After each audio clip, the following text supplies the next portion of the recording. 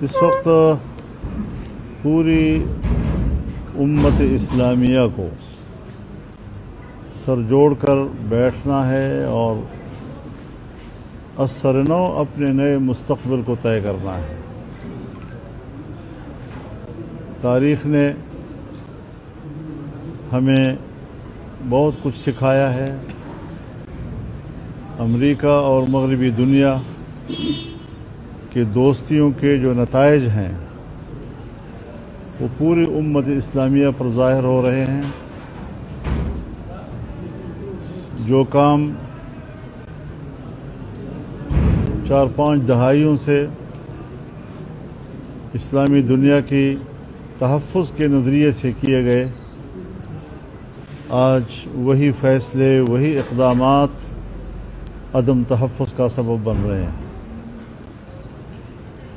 فلسطین صرف ایران کا مسئلہ نہیں ہے، بیت المقدس صرف ایران کا مسئلہ نہیں ہے، پوری امت مسلمہ کا مسئلہ ہے۔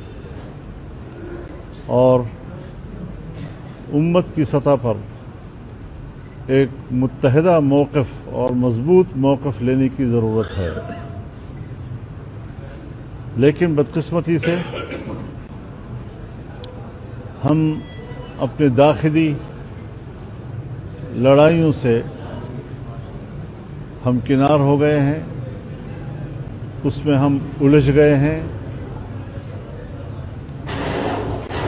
یقیناً ہمارے سامنے القدس کا مسئلہ بھی ہے، فلسطین کا مسئلہ بھی ہے، اس کی آزادی کا مسئلہ بھی ہے۔ عرب دنیا کے لیے ہمارے خیر سگالی کے جذبات بھی ہیں،